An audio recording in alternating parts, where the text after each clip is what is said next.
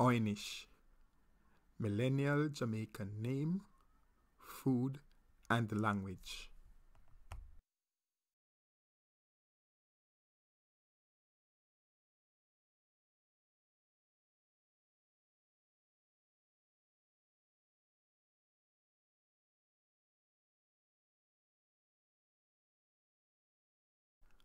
Mattivner, Mattivner, Mattivner, Mattivner.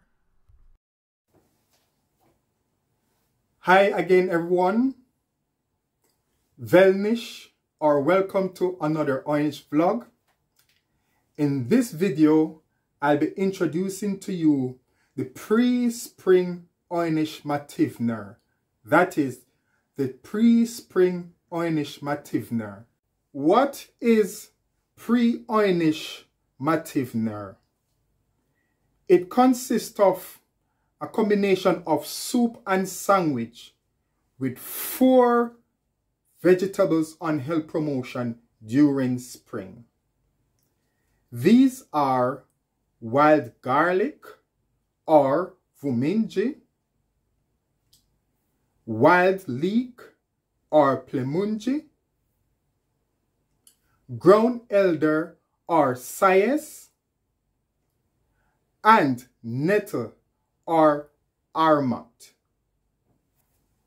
This meal, consisting of soup and sandwich, comes under what's known as the Grandees menu under the Oy'nissh classification system for this new food brand.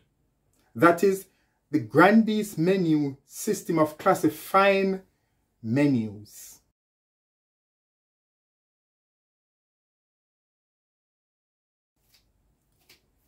In part 1, the focus will be on preparing the spring bread made from wild leek or plemunji. That is, preparing the bread, which is the wild leek bread made from wild leek or plemunji that have been obtained at the Duddingston Golf Club in Edinburgh. So, part 1, preparing the bread. Here I have all the ingredients that will be needed for making the bread. Firstly, we've got our wild garlic or plemunji. Now all this have already been washed twice. This is to ensure that it's all clean, but moreover that all type of grain particles on the leaf are removed so that you don't get that within the bread. So this is the wild garlic or plemunji. You'll need approximately 150 to 155 grams of this wild garlic or plemunji. This will be chopped and mixed in with the flour. Secondly, I've got strong bread flour. We'll be needing about 1,300 grams or 1.3 kilograms, approximately 1.3 kilograms of strong bread flour. Now, some of you might probably use pale flour or other type of strong bread flour, but it should be a white bread flour because you'll need the contrast of the white flour with the green vegetables. It wouldn't look so great with wholemeal, although it still would be healthy. So we've got our strong bread flour, approximately 1.5 kilograms. Also, it's good to keep a little extra flour that in case the dough gets a bit wet, you can always use the flour or add additional flour to ensure that it's not too wet. Thirdly, we've got yeast. Now, I like these small sachets of yeast because they come already measured 7 grams. So 3 of this, 21 grams. So approximately 20 to 21 grams of yeast, dried yeast. Now, there are other options of using the wet yeast. So you could use the same amount. But I like using the dry ones because I can store it for longer. So 21 grams of dried yeast. Now we've got salt. Approximately 20 grams of salt.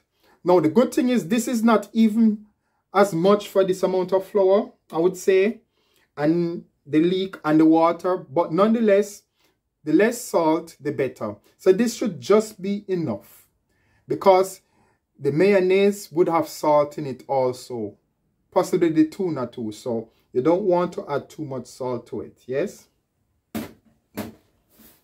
I've got a little oil. Now this little oil is to base a container that I've got. It will be to base the container when I put the dough in, so it doesn't stick too much. So it's just to use this oil to base the container. You'll probably need 1 soup spoon full of oil. For me, I do a little bit of what's known as a rosemary oil, so it's a little bit flavor. So when the dough go on the bottom, it sort of absorbs some of the flavor, but it's not compulsory.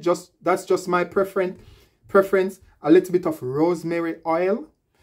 Probably could use rapeseed oil, any type of oil like sunflower oil or so forth. But I just like that additional flavor. But it's not compulsory. It's just my option. And you'll need 1 kilogram of water or 1 liter of water, but this time warm water. So about 1 liter or 1 kilogram of warm water. Now you might not use all of it, but the idea is to have some on standby just in case you need to, soften a dry dough. So you keep that amount, yes? But it should be warm so the yeast acts a bit quicker. Yeast functions a lot better in warm moisture than it is in cold, but it still does function in cold temperature, but it just takes longer, yes? So again, we've got our leek, our plemungi to be chopped up, yes? We've got our strong bread flour. We've got our dried yeast. You could use the wet one if you've got it. We've got our salt. We've got oil, just to base the container in which the dough will be going in. And 1 liter of warm water, or 1 kilogram of warm water. First on the agenda in bread preparation is to oil the containers. Why? Because once you finish the dough, sometimes your hands will be filled with flour and all that. So it's best to have this ready, that when the dough is ready, you can just put it straight in without having to wash your hand and then put your hand on the dough again and then wash it. Yes? So we're going to prepare this. All we need is a crushed napkin. Make sure you don't have a napkin with pieces falling off because you don't want dough to be going in it, yes? You don't want this to be going into the dough, but make sure you get a dry enough one, crush it up a bit, and then soak it with oil and just wipe base first.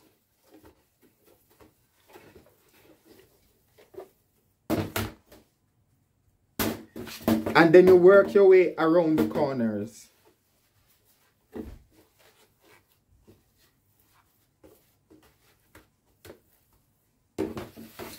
Now, I'm using 2. Why?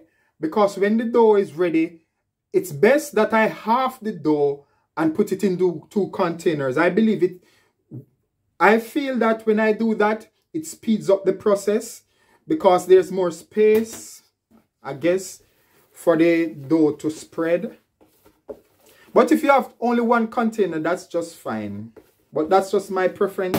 I use 2 containers and I find it works quite well.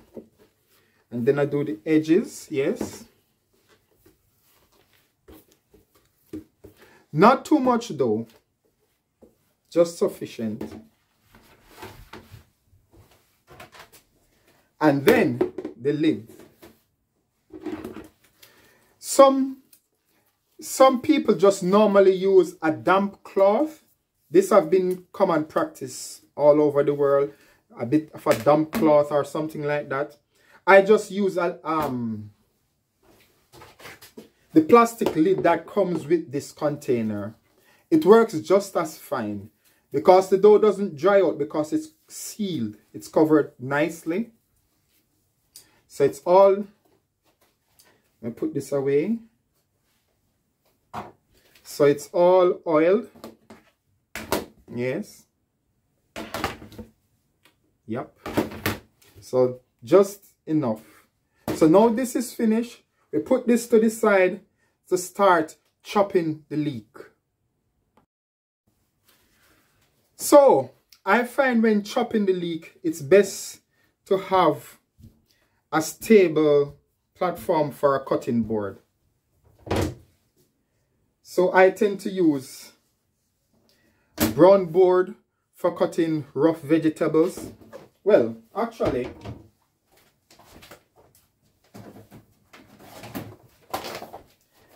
the green one. This time I'll use the green one rather. For cutting things like spinach, fresh vegetables and so forth. I believe the wild garlic, I could use this nice small green cutting board. But what I do is to make sure I put wet paper underneath so it doesn't slip as easily. And when cutting, it's always good to use sharp knives. So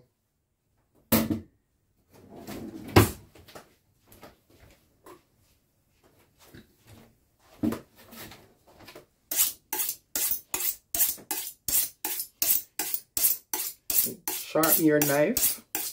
A nice steel is handy, but there are new sharpening tools that are available in stores these days. I am old-fashioned. I still have this steel and it works just fine for me. And also the tips. Yeah, the tip rather of the knife. This is handy when you're doing onion, when you're cutting onion.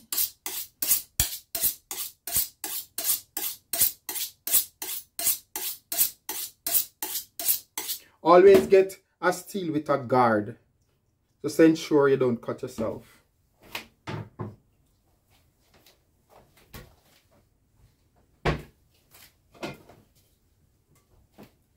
Now, wild garlic time. All I have to do is to just fold it a little and cut.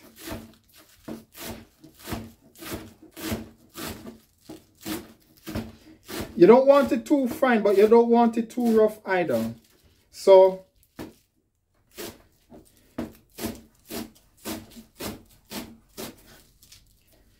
just fine enough. Fine is enough.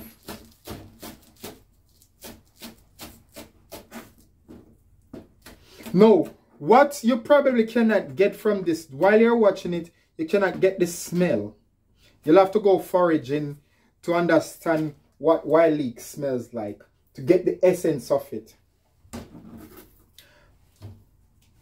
Smells nice. Now, few cutting techniques. Normally,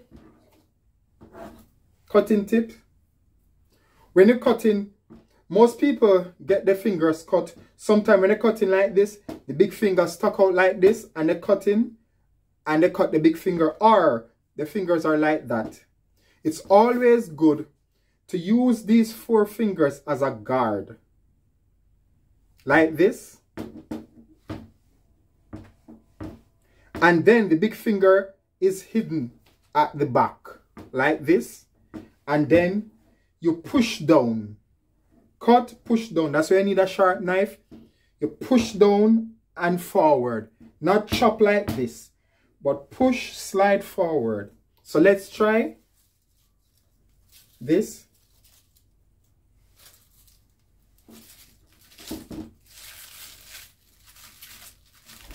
So, guard, finger behind, push forward, push forward. Sharp knife, push forward.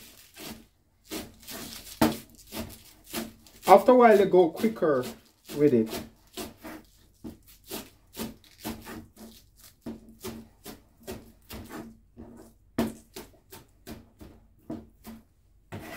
Now, I would imagine some people, if they are making like wild garlic bread, wild leek bread, they would just blend this up in a blender, which is fine. Another day, I'll do a bread using Oy'nissh marinade that to make the bread instead of just a roughly chopped vegetable. This is just a basic bread. But a time will come when I use Oy'nissh marinade. Why I don't do that now, because the moment I use Oy'nissh marinade, another form of classification comes into play. But I won't deal with that just now until I have the Oy'nissh word and the character on YouTube so you can see what it looks like. But also in the dictionary.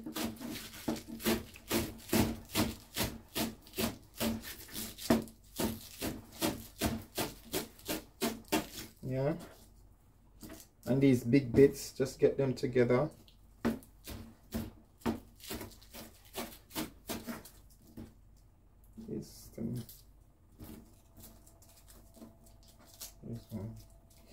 It's as small as possible. Not too small. But again, I believe that you can use your discretion, because if you're a mom and you've got small kids and you want to be promoting seasonal fruit and vegetables here in Scotland, in the UK, or in maybe in the US or other countries in the northern hemisphere where you might have wild garlic, maybe in Poland, etc. I don't know about France, etc. But wherever, chances are you might have kids who are skeptical about wild garlic. So if you cut it finer than I'm doing now, they probably might eat it because they don't see the chunky bits. But then you might have others who prefer it more chunky. So you can use your discretion. I'm just giving you like a basic guide in terms of the size of the vegetable. Yes? Pardon me. Okay, yeah. So that's... Now, let's see what it looks like. So this is it. This is to make the bread. So we still got this chunky bit. Well, let me just cut it.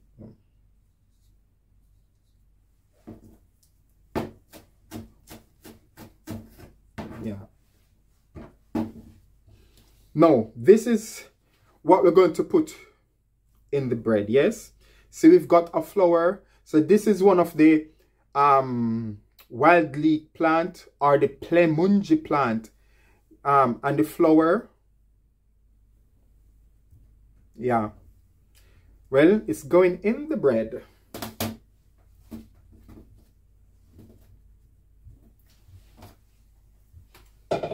So we put that one side.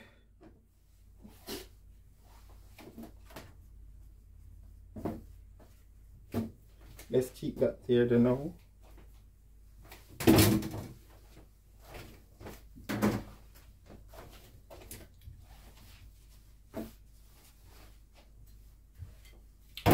No. So our working space, let's get rid of this bitties. Nice bits of vegetable, put it in the bowl. So the next thing now is to weigh the flour. Yep. So let's get something to weigh the flour to make sure that we've got sufficient to work with.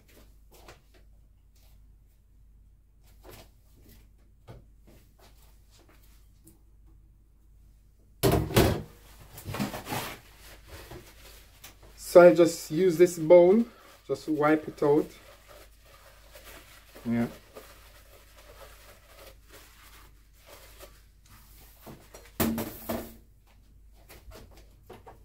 I've got my scale. Now, remember, when using your scale, always remember, once you put the container on, to zero it.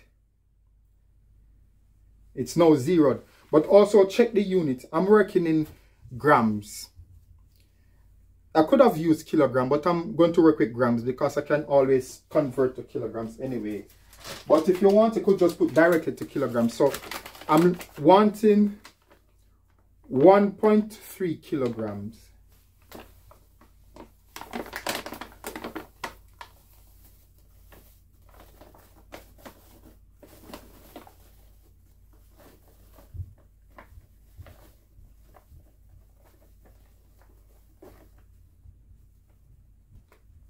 There we go.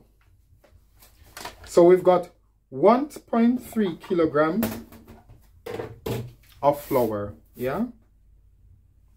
I've got a little extra just in case the dough get a bit too wet. So it's always good to keep a little.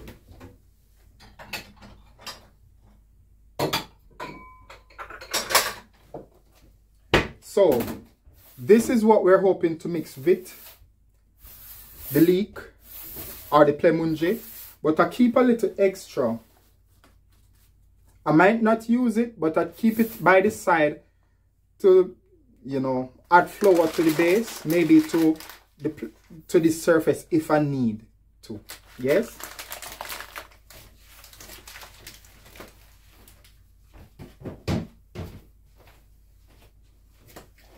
So these two are prepared. We've got our flour and our plemunje prepared. Put that one side. Now we're going to focus on getting the yeast ready.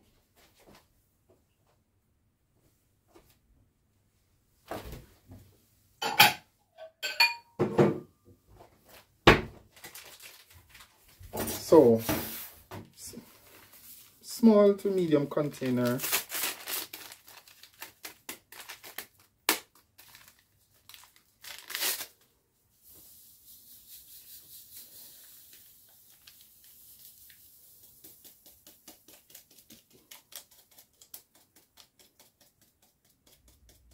Okay, put these in.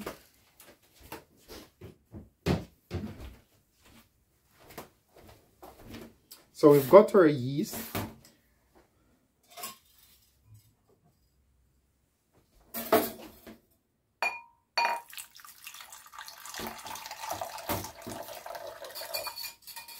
Add some water, some of the warm water. So with adding some of the warm water from the 1 liter or 1 kilogram of warm water, yes? So it is part of the measurement. So just be careful not to add any extra water, extra liquid at this stage. Just dissolve, give it a good whisk. Yes.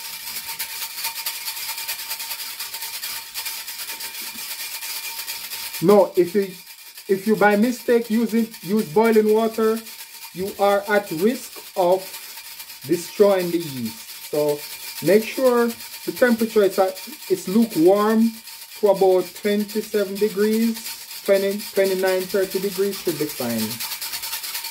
Yep, that's good. Put that to the side. Then put the water to the side. At all the time, I'm making sure once I finish one process, I clear the surface because it means now I've got space to work. Because the next stage of it is going to require most of the space. We're going to make the dough now.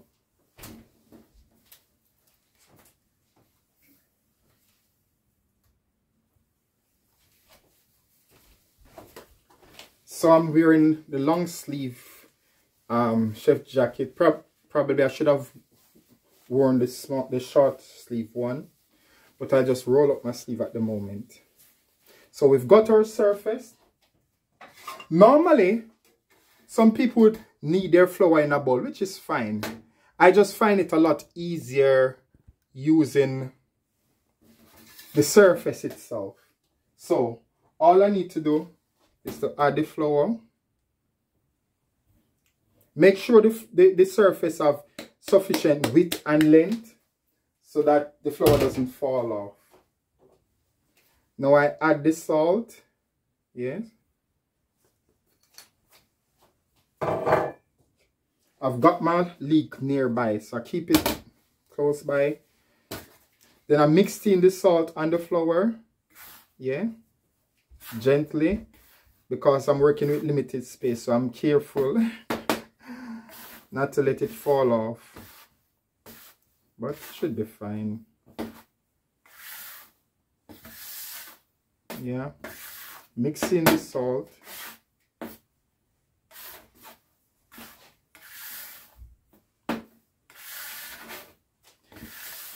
For some people, I know in the UK, they tend to add sometimes butter or margarine to it and a little sugar. But most chefs just use yeast, water, and a little salt. And that's fine. Now, I add my vegetable.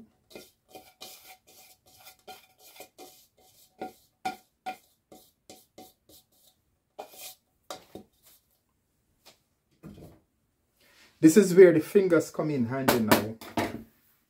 All I do is to work through like this.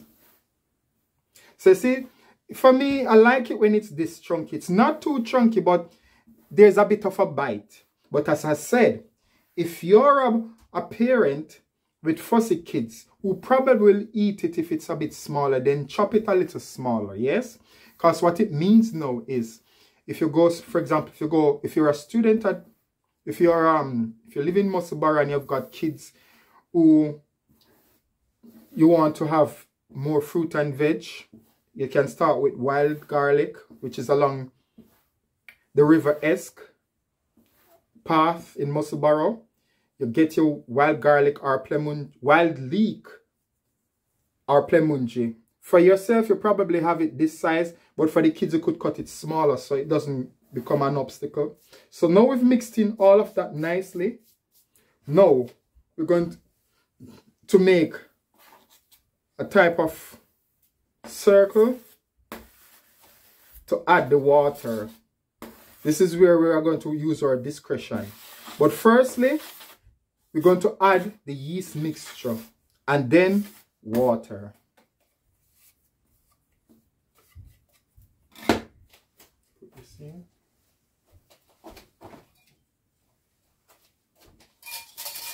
Some people use some sugar to get the yeast going.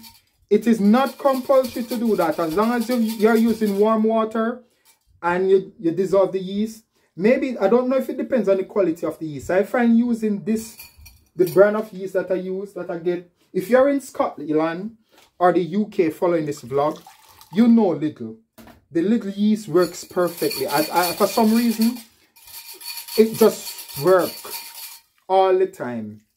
There are times I use other yeast and it just doesn't rise as I've anticipated. But for those who are in the UK, the ones in Lidl works quite well. So I'm not using all the water, I'm just using some. So, and it does from the edges, work your way in. Always ensure you maintain the integrity of the circle so that the water doesn't seep through yet. Because you want to make sure inside the circle becomes stodgy and viscous eventually so that it doesn't run all over the place. So just work around like this. Now, and then keep adding flour. You'll start to know if it will be a bit dry once you start to sort of judge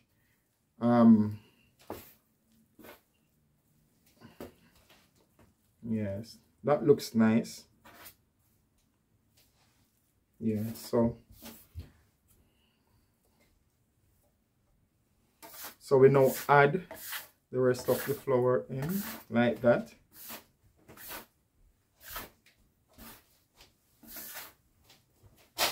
So remember, I didn't even use all the water, but I keep it at hand. At the end, we'll know how much we've used.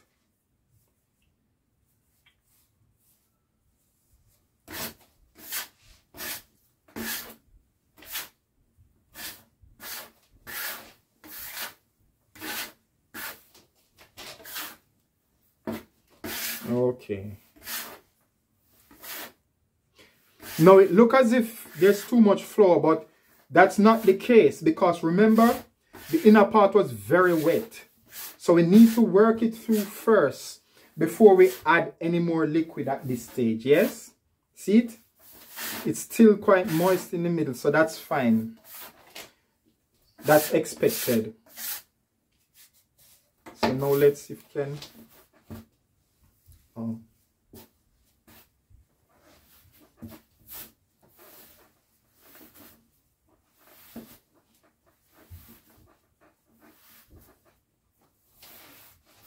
There are always better surface to knead stuff, and this is just a basic one, so I have to work gingerly. You hear it? You hear this sound? Oh my goodness. Welcome to my plight. But I'm grateful to God. I use what I've got. No complaint here. Just work with it. What I want to do is to make sure all the flour comes together, and then it becomes easier now to knead. At least the flour will start to fall on the floor. So let's work around. At this stage, I can risk adding a little bit of water, just a touch. Yeah. That's all. Gathering together like this. Beautiful.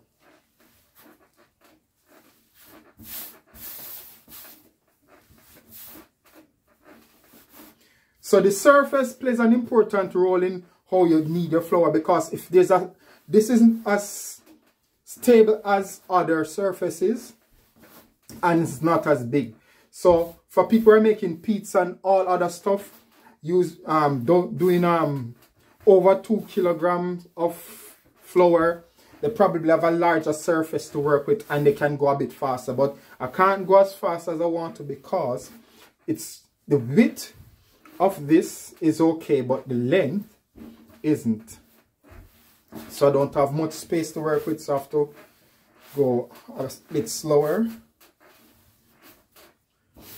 Notice the difference. Well, notice with this dough. In the future, I do one where I use an Oy'nissh marinade, and the entire dough will be green. But for now, this one is, you can see the green way through, and that's good, because the hope is when the sandwiches are made, the various sandwiches, the tuna, the egg, and the vegan one made from Oy'nissh, you'll be able to see bits of this green coming through to give a nice contrast. That's what I'm hoping.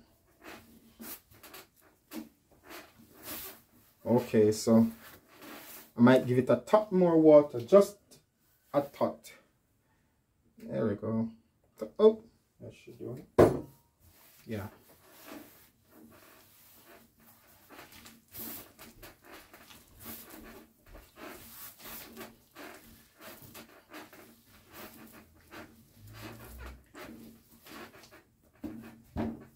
No, for all the British folks or those in Scotland, how do you make your bread? Do you always use it in a marinade form, or sometimes you just chop it and put it in like this?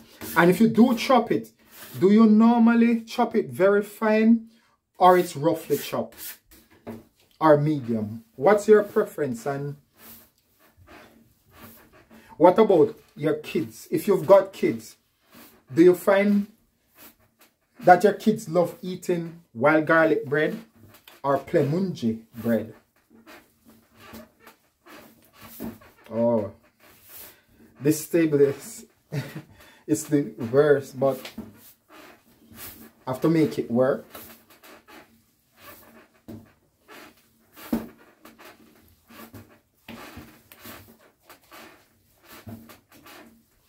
So in terms of the flour, you've got different type of flour. You've got the plain flour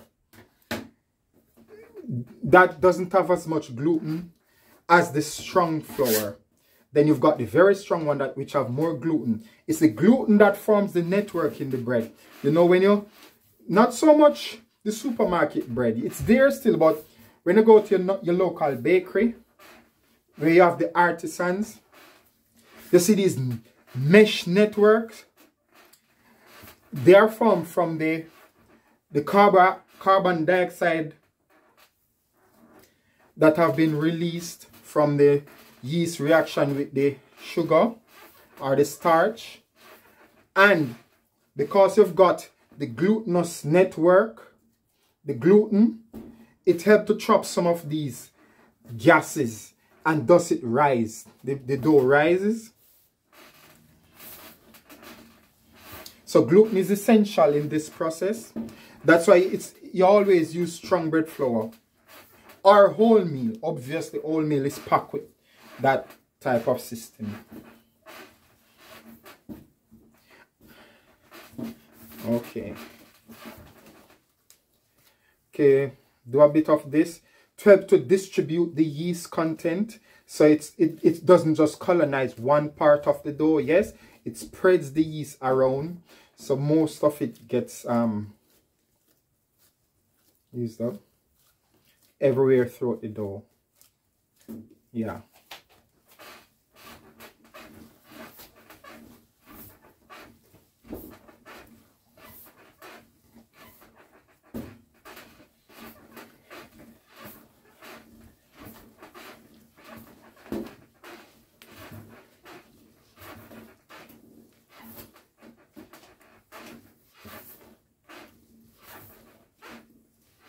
I know it's not the best table, but I might end up breaking it before I get to finish this dough, but I'm getting there.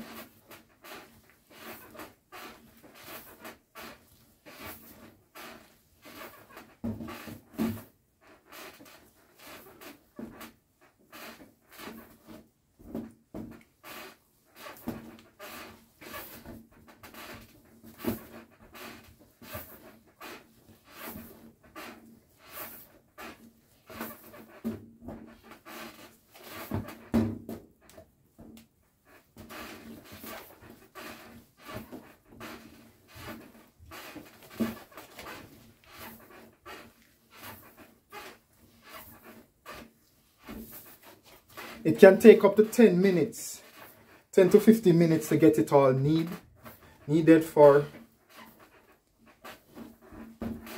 the best results. But we're getting there.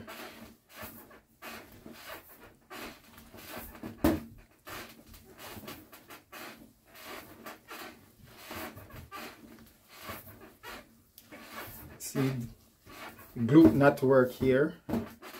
That's elasticity of the dough. As I said earlier on, what you're not getting is the smell, that nice pre-spring aroma. The idea of this Pre-spring Oy'nissh Mattivner, it's to welcome spring. So it's the idea that spring is on the way. Let's get a foretaste of what spring will be this year. So this is why this menu is. Because obviously the leek is still yet to grow taller and all the other plants. So it's just a foretaste of what spring will be. So this menu is like for 2 weeks before spring. 2 to 1 week, 1 week before spring. To have a foretaste of what is ahead. That's basically it. So soup and sandwich. Now, to all the students at Queen Margaret University, I guess you'll be doing exams. Some of you will be graduating, all sort of stuff. Some of you are economizing, budgeting to make sure the money is stretched before the school term finishes this year. You have access to the River-esque, along the River-esque part in Musselburgh.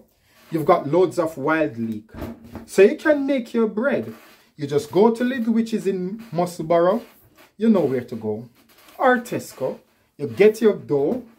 In Lidl, you can get a kilogram of flour in Leek now selling for 99p because the price gone up somewhat. In Tesco you can probably get it for £2.30, £2.10, £2.30 for 1.5 kilograms. Yeah? And then you can make your bread. So it stretches, but also you're getting a bit of vegetables. So I know sometimes students don't have time to cook, but for fun, you know, to de-stress after all that studying, after handing in your dissertation or so forth, you can make your bread. So the bread is coming on nicely. Just a few more rubs. And it will be good to go. Look at that. Beautiful.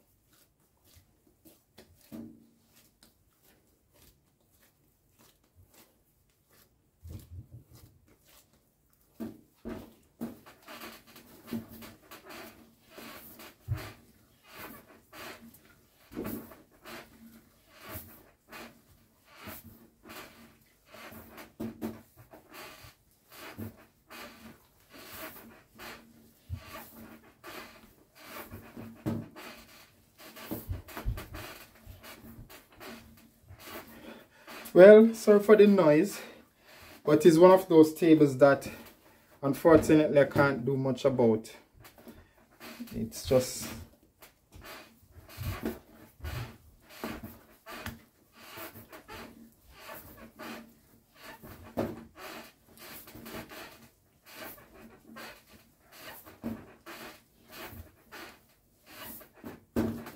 beautiful. There we go.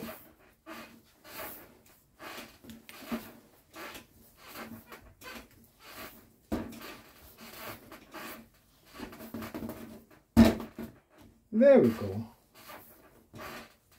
Our bread, or dough rather. You see the table? Poor table cannot handle it, but no.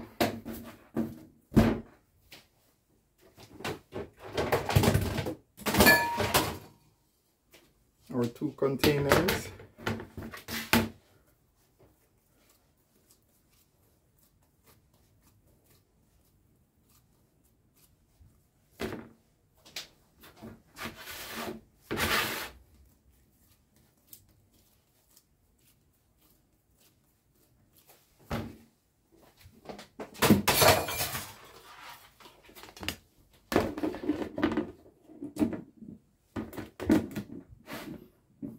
So now we leave it to rise about 1.5 hours to 2 hours.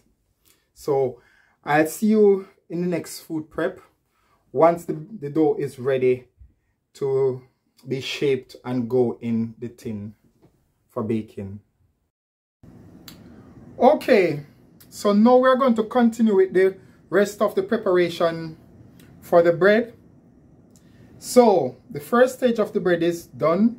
As you can see, both pieces of dough rise quite nicely. So now we need to put it in tins.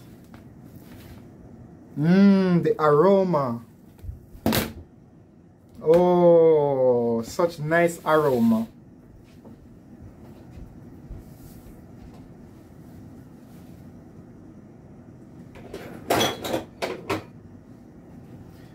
Okay.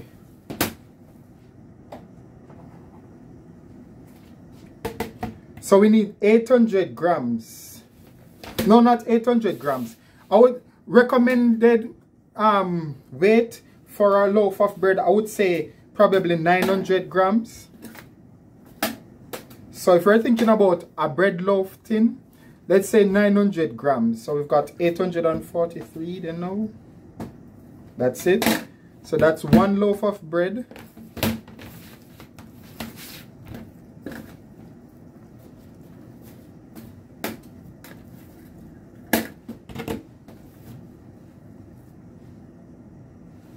I still need some more. Yeah, 2 loaves. And a little extra. That's for dinner. That's what, 371 grams. So we've got our 2 bits for the loaf of bread. Here, let's move this out of the way. Yes, to make the loaves, if you can see. And I've got a little extra. Let's get this out of the way. Let's get the tins.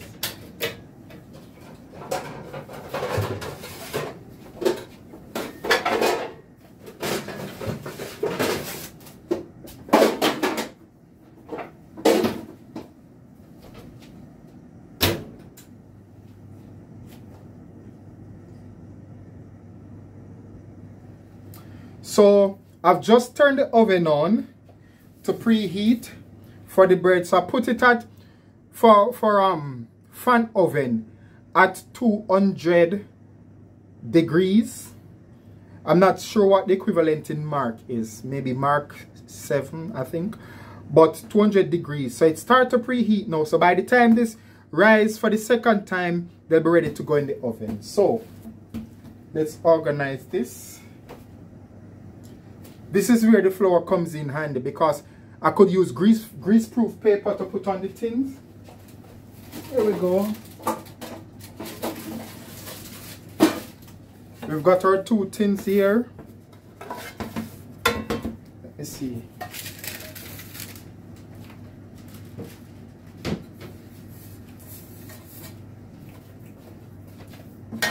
So we've got our 2 tins.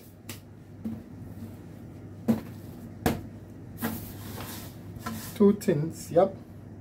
So you could put grease-proof paper in it, but I just normally put a little flour at the bottom like this. Yeah. The bread tends to just fall out eventually once it's baked. Yeah. So that's it. Put that aside. Put a little on here, because this would be a bit sticky. So what I do is open it like this to even out the yeast, because they'll start to colonize, maybe form clusters. So just give it a wee spin like this. So I don't have to knead it. Some people roll their dough. I don't roll my dough. I just spread it out like this. Give it an initial fold and spread it out again. As I said, you can use a rolling pin, but I don't bother, and it still comes out okay. So I roll it once and then press again.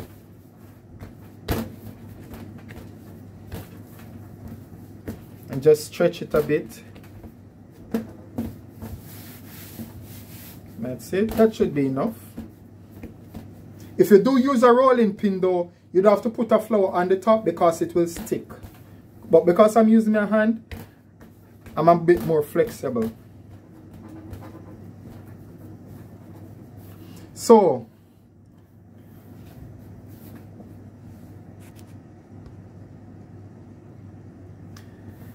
now I roll, yes, and tuck under. Roll again and tuck under.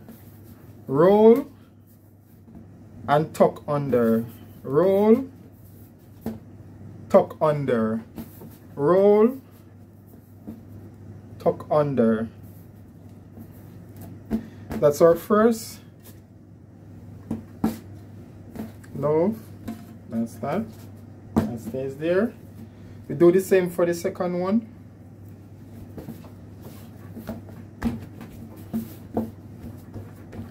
So you stretch it, give it the first initial roll. This time you don't have to tuck it under. I think when I do this, I find it's more compact. Although remember, the yeast have created nice networks of air pockets in it. So when I fold it like this, it's increase the not say increase, but it makes the network more versatile, I believe. That's just my experience with working it though. I'm sure other chefs have their own unique way of doing it. But on general rule, you're doing this the second time. Firstly, to help re-spread the colonies of yeast that have formed, because after a couple of an hour or so, they start to form cluster. But also to give it the second proof now, to make it nice and yummy. Oh yes. So roll, tuck under, roll, tuck under, roll, tuck under, spread this bit out, roll, tuck under, roll, just finish it like that. Yes. So we've got two here, and these ones I could turn them into, I turn it into a small bread. I can have at some point just a small one. But this though, normally bread takes about 40 to 45 minutes at, I would say, about 100, between 175 to 180 degrees Celsius. Yeah, and equivalent in Fahrenheit. But if it's a smaller one like this, it's going to take a lot, it's going to cook a lot faster. Yes, probably 25 minutes, 20 to 25 minutes. So I'm not doing much with this one. It stays like that. Yeah. So I'm going to put this one side and let it proof for another 40 minutes. You see how long sometimes the bread process takes? Yeah, I know. For good quality bread with good quality taste. Now let's look at both of them. Yes. Beautiful. I need another container.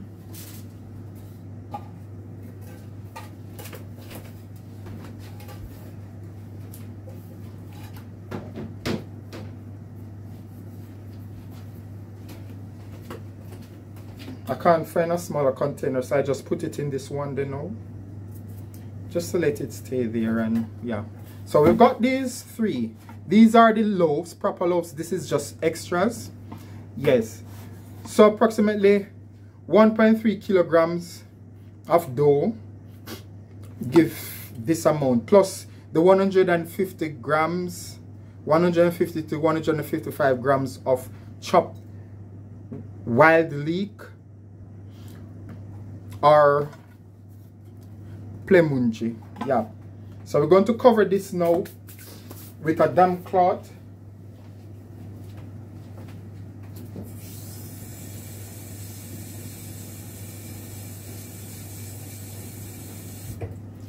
I'll take it one side and cover it.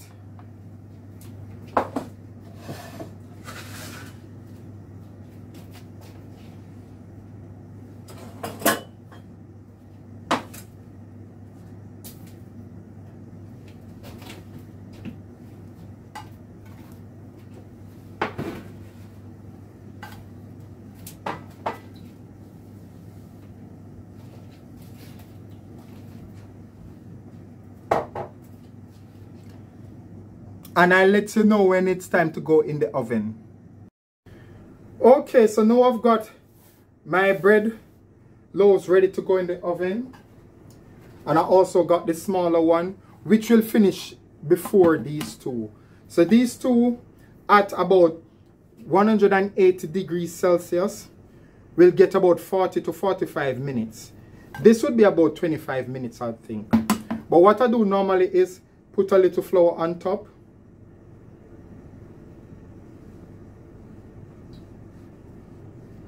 I guess this absorbs most of the burn, I think. That's what I believe. So I can brush it off later on and I still get that nice crispy top. Yeah. So just a little bit more. Yeah. And then I'll put it in the oven.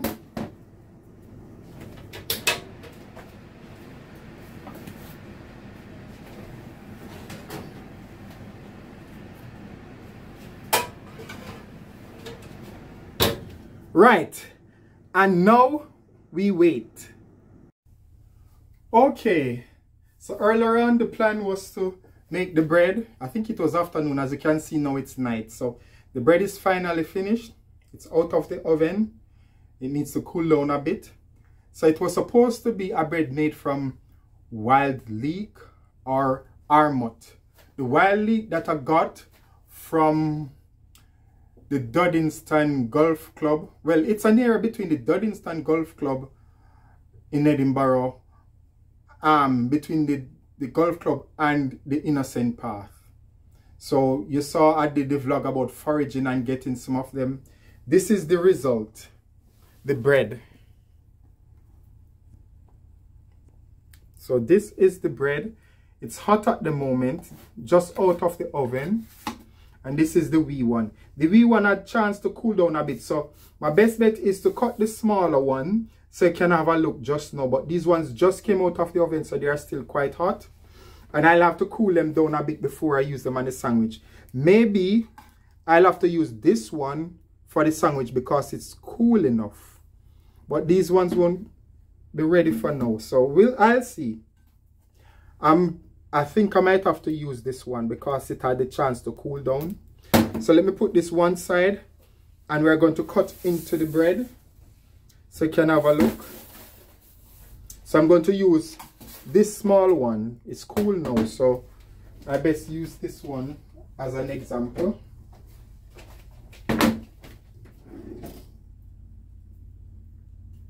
Knife.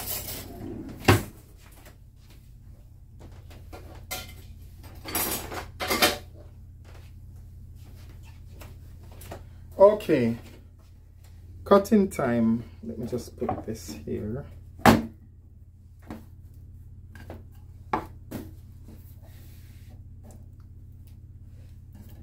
Let's see.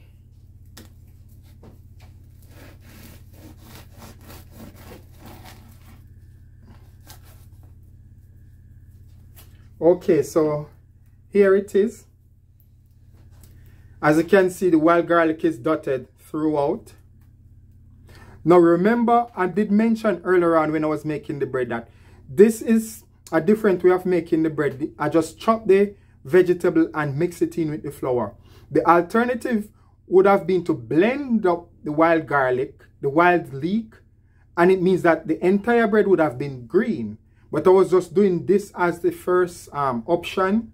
In another vlog, when spring arrived, then I'll do a wild leek bread using an Oy'nissh marinade, which means that it will be entirely green. But this one, as you can see, the wild leek or plemunge rather, throughout. So I give it a few more minutes to let it cool. And I think I'll have to use this one to make sandwiches because the other ones are very hot and it will take forever and the soup will get cold.